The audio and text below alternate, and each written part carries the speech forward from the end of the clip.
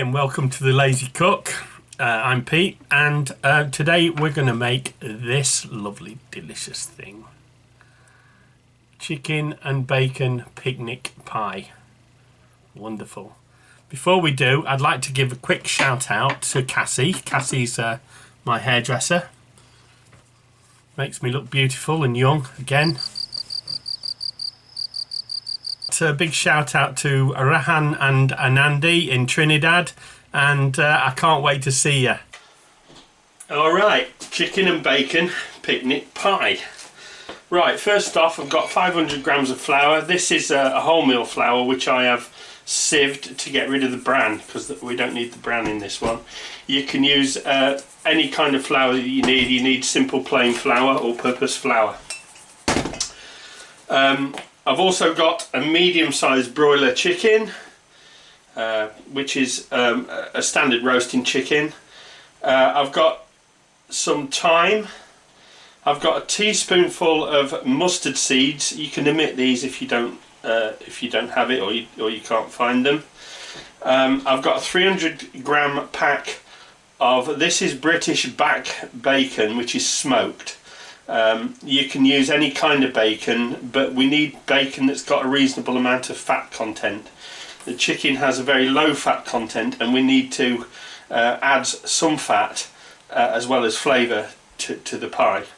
And in addition to that, you need 175 grams of lard. The first thing I need to do now is bone and prepare the chicken. Alright, before I start on the chicken, I'm just going to cut the bacon into strips, and I just cut across the grain of these. You can actually use chunks of bacon if you get a bacon joint, into strips about that size. And we leave everything in strips in this recipe. We don't want it minced up into fine mince. And there's a reason for that, is that chicken in a pie, it doesn't have the same texture as pork or other meats, and you need to keep some structure to it. So that's the bacon out of the way. Let me get that into a bowl.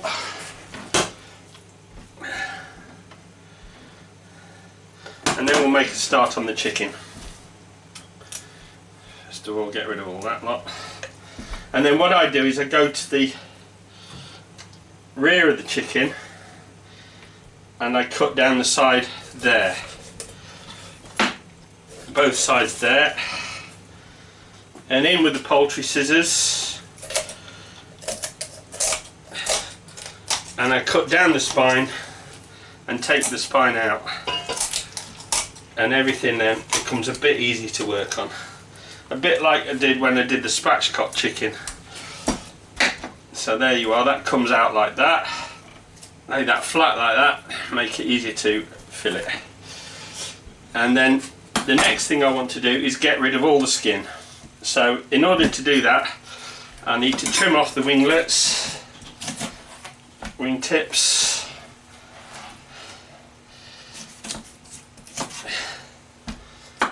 so none of that gets wasted, by the way, it all turns to stock. And then we get our fingers under the skin and pull. Of course, you can always get your butcher to do this for you. Tell the butcher you want your chicken skinned and boned, but you want to keep the bones. So we end up with a skinned chicken, and all this goes into the stock pot, as does all the bone. So the next thing I'm going to do is take off the breasts, and we go like that straight down the spine to one side, and then get in there with your thumb and then follow the bone around like that.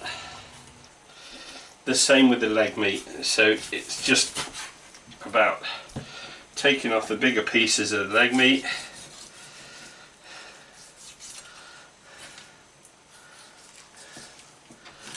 like that.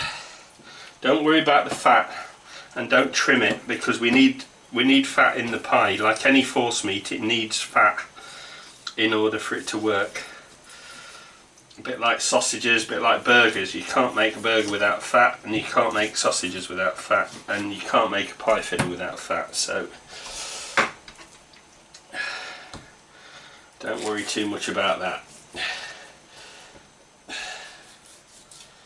Now, once we've got this chicken in off the bone, we need to cut it into strips.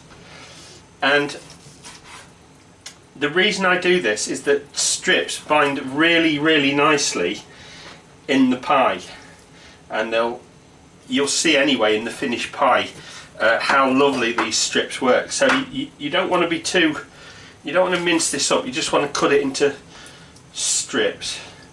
So I'll crack on with that. And you want to mix the breast in with the red meat. The red meat is the dark meat rather, is much more moist than the breast in the finished pie. So I like to mix it evenly through the pie. The bacon will also hold moisture into the pie for you. And so you want nice long strips all in there. Back to you when all that's done. Alright, that's the lean chicken meat all cut up into strips, ready to go. And now I'm going to take all the skin, bone and sinew and put it all in this pot. And I'm just going to salt that, and then only just cover it. Just bring it up to the level with water. Don't want too much water in there because we eventually want to boil that water down to form part of the pie crust. All right. Right, my chicken stock is set to boil, and I've got 2 teaspoons of salt in with all that carcass. And now I'm just going to mix up my force meat, which I'll do in this little pan. And into the pot goes some chicken, some bacon, some chicken, some bacon, some chicken. You know how this goes. There we go, get all that in. Get it in nicely mixed. And also at this point, you know, if you do want to save the giblets and put those in, you know, cut them into small pieces. If you're using liver, gizzard and heart, cut them into tiny pieces and mix those in nicely.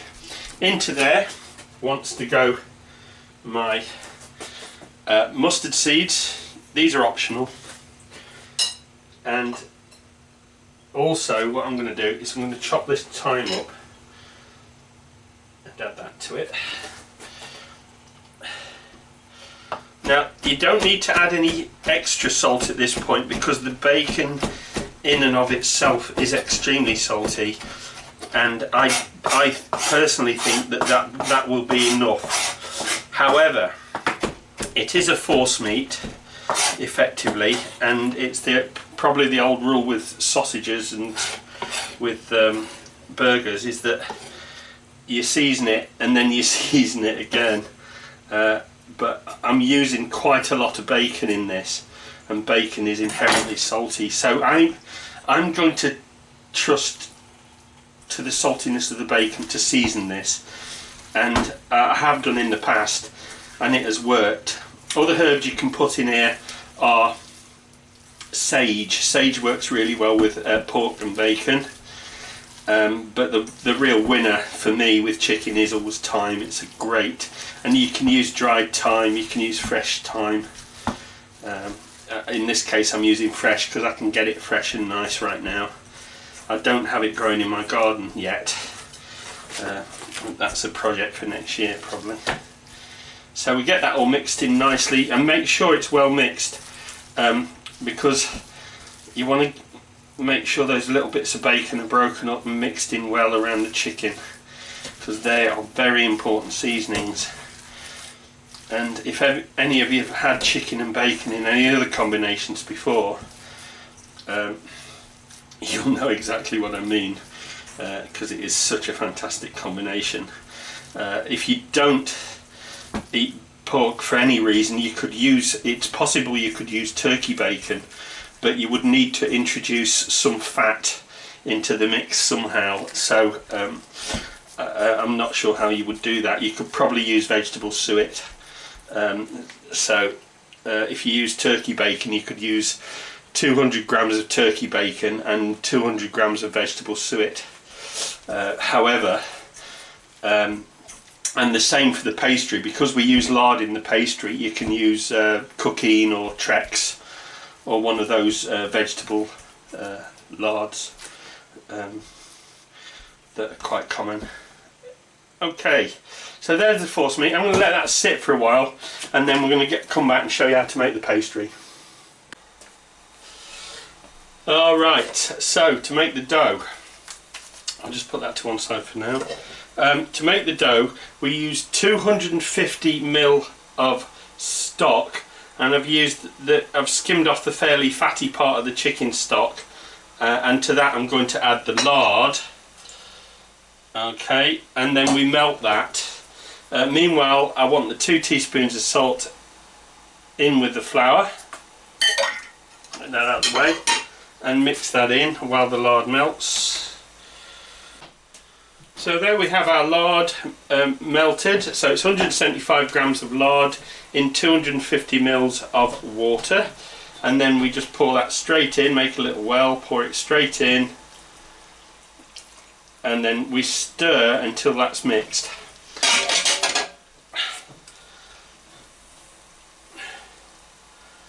And you'll see, because I'm using sieved wholemeal flour, you'll see it forms a fairly dark pastry. If you're using ordinary flour, you'll see it's a fairly light looking pastry.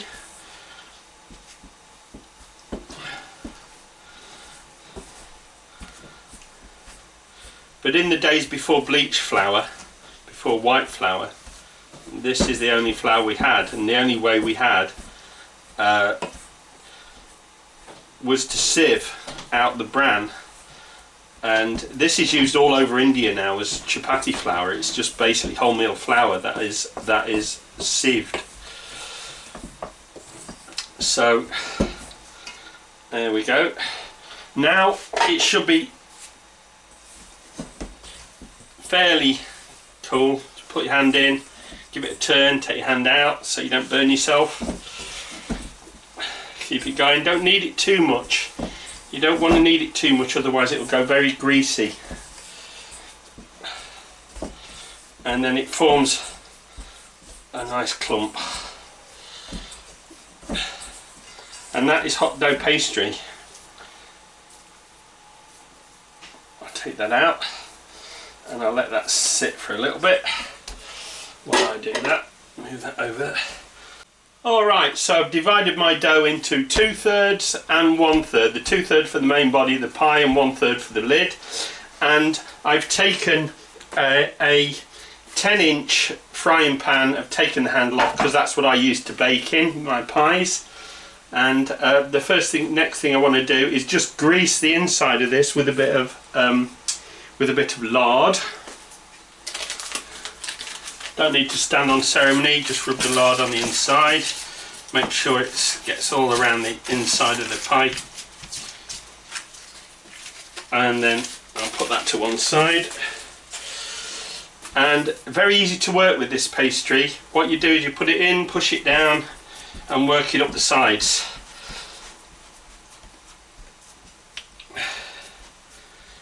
Forms a great pie crust. I'm using wholemeal chapati type flour, as I've said, which it's just wholemeal flour which I've sieved the bran out of. You can keep the bran and put it into other cooking if you particularly like to eat bran. It could just be added to soups and stews to give them a bit more of dietary fibre. And we need to take that up and over the lip of the mould like this, up and over the lid like so.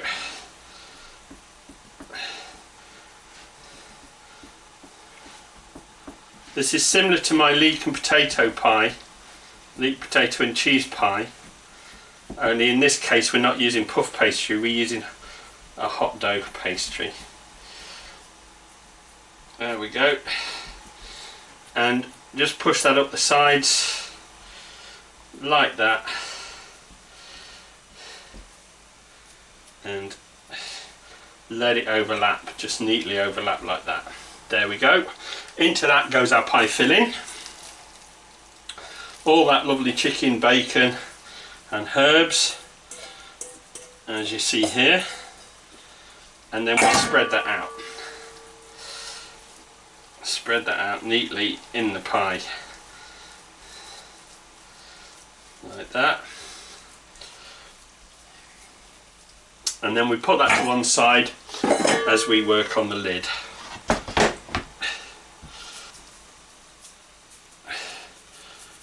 Into a nice circle first, and then start to roll it out.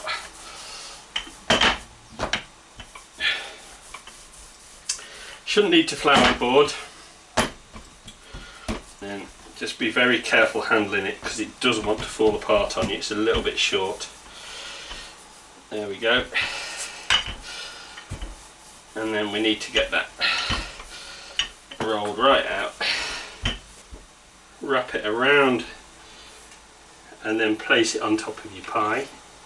And it's at this point that we need to start stretching it out to the edges and patching up. So stretch it right out to the edge,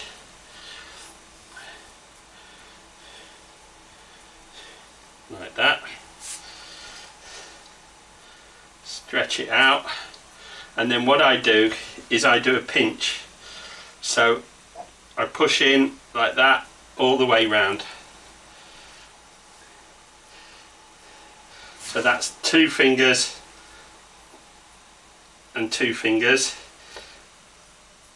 and each time you move to the next one and the next one and the next one like that, pushing in, and work your way around till you've got a professional looking pie. There we go. Push in, and you can go around again just to neaten it up, make it look really good, because that's your finished pie. That's how it's going to look. Okie doke.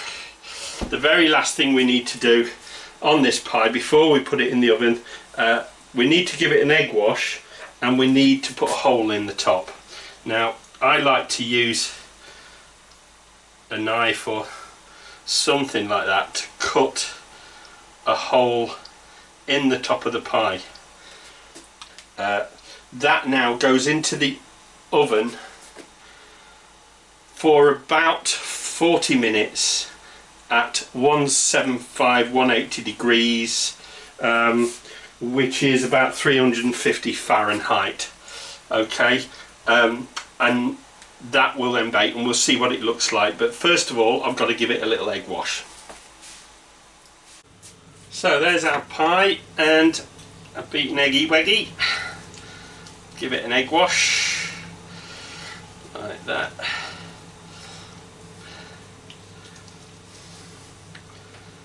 Make sure you go round all the parts of the pie. Egg wash gives this pie a gorgeous sheen on top.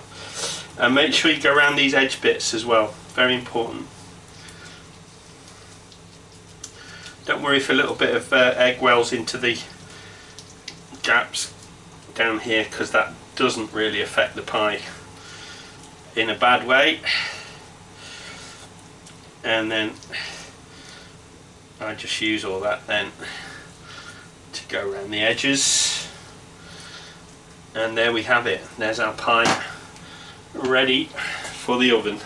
So like I said, into the oven, 175, 180 degrees Celsius, 350 Fahrenheit, and for about 40 minutes to see how it goes.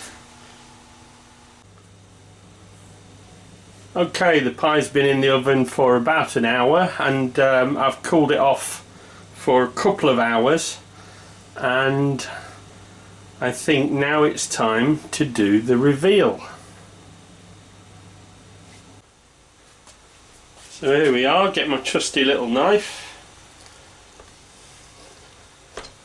make a cut, and another cut,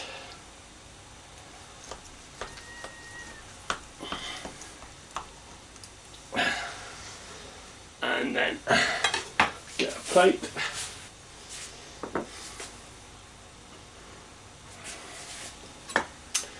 And here we go. Lift that out. That out. First slice is always the hardest.